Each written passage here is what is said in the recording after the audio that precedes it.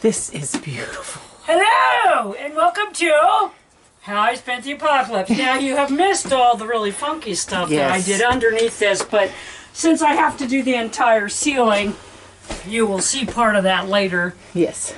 Literally using up the last of that stack of thins that I bought last summer when I was working on the barn. Right. Not that they go a long way. Right. But they do. So I'm using those up, which meant I had to mill them. Okay, so you can see there's some cracks and some gaps. I'm going to try to trim that out. But what I did was I have sacks and sacks of old quilts and blankets. And you'll see me using, I'll show you how I'm using them exactly. I'm just going to tell you where they came from. Because I have sacks and sacks of old quilts and blankets. Some of them came from Carol, Lynn's sister Carol, but most of them came from Susan, who was one of my best friend, Eva's daughter. Eva, I might have told you about Eva before. Eva was in a concentration camp from the time she was 12 till she was 15. She never had any clothes. They didn't have any blankets. She wound up owning an antique store, and one of the things she did was she went around to auctions, estate auctions, and she would buy everything and then part it out. Okay, nobody wanted the linens. Okay? She kept them all. Yeah. She had a huge two-car garage. The entire above the two-car garage was a one-story, what would have been a guest house, but they used it for storage. And that entire thing was stuffed full of quilts and blankets. And sheets. And sheets and pillowcases and pillows. Yes. Everything.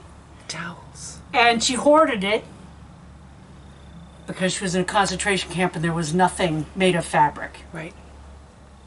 At any rate, the kids didn't have any idea what to do with it. They gave a bunch of it to the temple, and the temple had a big yard sale. They wound up mostly giving the shit away to get rid of it. Susan had what was literally the back end of my pickup over the top of the bed. I had to strap it down, left over of this hoard at the antique store that she was getting ready to sell. And she's like, Selena, can you come get this?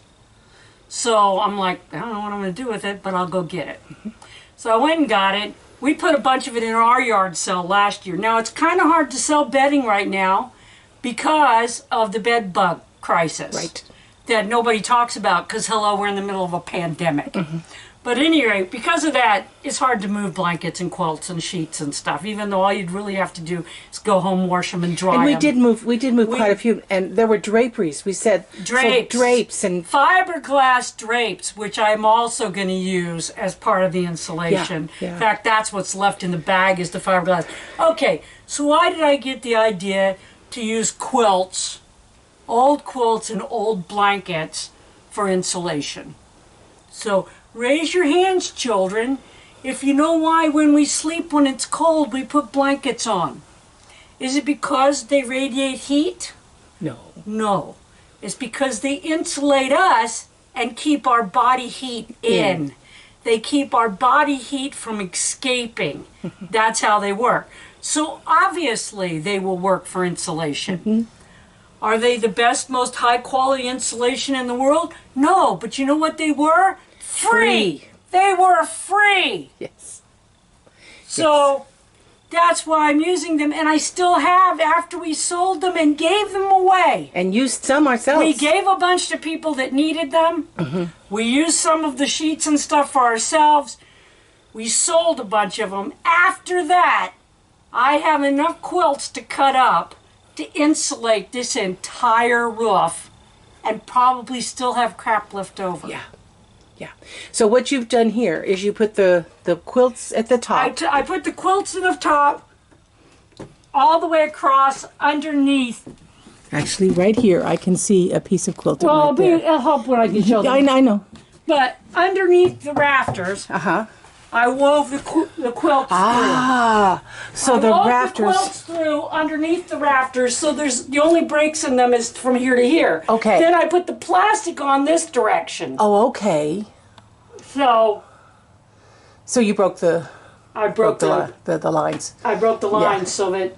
And you'll do the same thing in here. And I will do the same thing, and we'll be able to show them exactly how to do it. And then you're running these boards for the ceiling. I'm running these boards for the ceiling. I'm running them longwise, of course, because that's where the nailers are. Right. But the nice thing about it is it now ties everything together and adds yet another layer of not just insulation, but strength. Right. It's not just for show.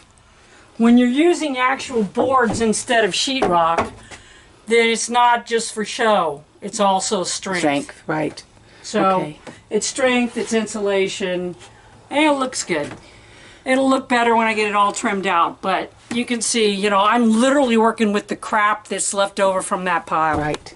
Okay, but we'll come back when we can show them what you're doing. Okay. And just wanted to show you a little bit of the trim she's doing. Which she has said repeatedly, caulk, trim, paint makes an amazing difference. She's getting ready to trim this back wall.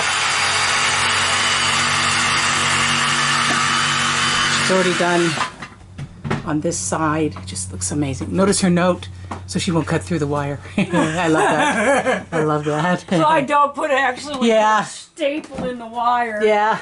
Don't want to do that. Remember that, people. Remember that. Mark it. Mark it. Mark it, because you think, oh, I'm not going to forget. Oh, yeah, you will. And then you do. Yeah. Yeah, you're not going to forget until you do. Until you do. Yay. Me and my son, the genius, were working on a place that had been basically gutted, and we were putting it back together. All the sheetrock had to be ripped out. It got wet. Had to put a new roof on, blah, blah, blah, blah, blah.